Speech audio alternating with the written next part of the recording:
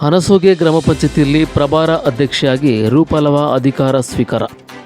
ಹೌದು, ಈ ಹಿಂದೆ ಅಧ್ಯಕ್ಷರಾಗಿ ಕಾರ್ಯನಿರ್ವಹಿಸುತ್ತಿದ್ದ ಹರೀಶ್ ಅವರು ರಾಜೀನಾಮೆ ನೀಡಿದ್ದರಿಂದ ತೆರವಾದ ಸ್ಥಾನಕ್ಕೆ ಉಪಾಧ್ಯಕ್ಷರಾಗಿದ್ದ ರೂಪಲವ ಅವರಿಗೆ ಪ್ರಭಾರ ಅಧ್ಯಕ್ಷೆಯಾಗಿ ಅಧಿಕಾರವನ್ನು ನೀಡಲಾಗಿದೆ.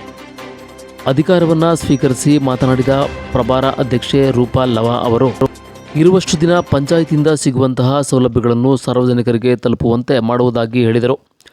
ಇನ್ನು ಮಾಜಿ ಅಧ್ಯಕ್ಷ ಹರೀಶ್ ಅವರು ಮಾತನಾಡಿ, ನನ್ನ ಅವಧಿಯಲ್ಲಿ ಸಾಕಷ್ಟು ಅಭಿವೃದ್ಧಿ ಮಾಡಿದ್ದೇನೆ. ನನ್ನ ರಾಜಕೀಯ ಗುರುಗಳಾದ ಸಾರಾ ಮಹೇಶ್ ಅವರು ಅಧಿಕಾರದಲ್ಲಿ ಇರುವುದರಿಂದ ನನಗೆ ಯಾವುದೇ ಕೆಲಸಗಳು ಆಗುತ್ತಾ ಇಲ್ಲ. ಆದ್ದರಿಂದ ರಾಜೀನಾಮೆಯನ್ನು ನೀಡುತ್ತಿರುವುದಾಗಿ ಹೇಳಿದರು. ಕಾರ್ಯಕ್ರಮದಲ್ಲಿ ಪಂಚಾಯಿತಿ ಅಭಿವೃದ್ಧಿ ಅಧಿಕಾರಿ ಸರಳ, ಸದಸ್ಯರಾದ ಲಕ್ಷ್ಮೀ ಮೋಹನ್, ಪವಿತ್ರ, ಧರ್ಮ, ರೇಣುಕೇಶ್, ಧರ್ಮೇಶ್, ಕಿರಣ್ ಕುಮಾರ್, ಮಾಜಿ ಅಧ್ಯಕ್ಷರಾದ ಎಚ್.ಟಿ. ರಾಜೇಶ್, ಹನಸೋಗೆ ನಾಗರಾಜ್, ಗೋವಿಂದೇಗೌಡ, ರಾಮನಾಯ್ಕ, ಇನ್ನು ಗ್ರಾಮದ ಮುಖಂಡರಾದ ತಿಮ್ಮೇಗೌಡ, ರಾಮೇಗೌಡ, ಕೇಶವಮೂರ್ತಿ, ಪಾಂಡುರಂಗ, ಜಯ ಬಸವಣ್ಣ, ಮನೋಹರ, ಲಕ್ಷ್ಮಣ್, ಚೆಲುವನಾಯ್ಕ, ಜಬೀಖಾನ್, ಮಾದಯ್ಯ, ಡೈರಿ ಕುಮಾರ್, ನವೀನ್, ಮಹೇಶ್ ಸೇರಿದಂತೆ ಇನ್ನಿತರರು ಹಾಜರಿದ್ದರು. ಅಧ್ಯಕ್ಷತೆಯನ್ನು ನನ್ನ ಸರ್ವ ಸದಸ್ಯರುಗಳಾದಂಥ ಎಲ್ಲ ನನ್ನ ಸರ್ವ ಸದಸ್ಯರುಗಳು ನನ್ನನ್ನು ಈ ಒಂದು ಸ್ಥಾನಕ್ಕೆ ಕೂರಿಸಿದರು. ಮೊದಲನೇದಾಗಿ ನನ್ನ ರಾಜಕೀಯ ಅನುಭವದಲ್ಲಿ ಈ ಸಂದರ್ಭದಲ್ಲಿ ನನ್ನ ನೆಚ್ಚಿನ ನಾಯಕರು ಆದಂಥ ಸನ್ಮಾನ್ಯ ಶ್ರೀ ಸಾರಾ ಮಹೇಶಣ್ಣನವ್ರನ್ನ ತುಂಬ ನೆನಪು ಮಾಡ್ಕೋತಾ ಇದ್ದೀನಿ. ಯಾಕೆಂದರೆ ಅವರ ಮಾರ್ಗದರ್ಶನ ನನಗಿದ್ದಿದ್ರೆ ಖಂಡಿತವಾಗಿಯೂ ನಾನು ಈ ಗ್ರಾಮದ ಒಂದು ಕೆಲಸ ಕಾರ್ಯಗಳನ್ನು ತುಂಬ ಅದ್ಧೂರಿಯಾಗಿ ನನ್ನ ಸರ್ವ ಸದಸ್ಯರುಗಳ ಜೊತೆ ಮಾಡ್ಕೊಂಡು ಹೋಗ್ತಿದ್ದೆ ಅಂತ ನಾನು ಈ ಸಂದರ್ಭದಲ್ಲಿ ಹೇಳೋಕ್ಕೆ ಇಷ್ಟಪಡ್ತೀನಿ. ನಾನೊಂದು ಈ ಸ್ಥಾನಕ್ಕೆ ಬಂದು ಕೂತ್ಕೊಳ್ಳೋಕ್ಕೆ ನನ್ನ ಗ್ರಾಮದ ಜನರು ನನಗೆ ದೊಡ್ಡ ಮಟ್ಟದ ಸಹಕಾರವನ್ನು ನೀಡಿದ್ದಾರೆ.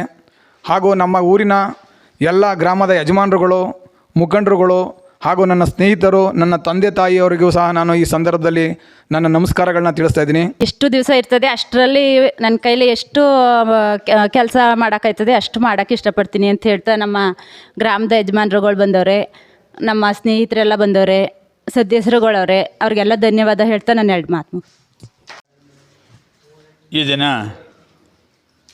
ಹನಸೋಗೆ ಗ್ರಾಮ ಪಂಚಾಯಿತಿಯಲ್ಲಿ ಒಂದು ಸುದಿನ ಅಂತ ಹೇಳ್ಬೋದು.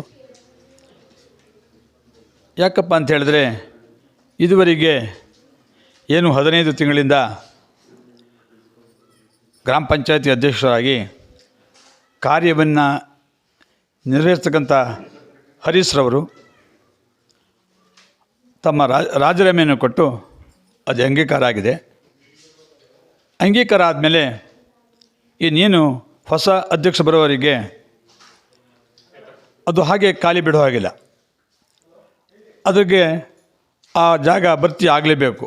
ಅದಕ್ಕಾಗಿ ಏನು ಹಾಲಿ ಉಪಾಧ್ಯಕ್ಷ ಆಗಿರ್ತಕ್ಕಂಥ ರೂಪಾಲ್ರವ್ರಿಗೆ ಇವತ್ತು ಒಂದು ಪ್ರಭಾರಿ ಅಧ್ಯಕ್ಷರಾಗಿ ಅದನ್ನು ಹಸ್ತಾಂತರಿಸಿದ್ದಾರೆ.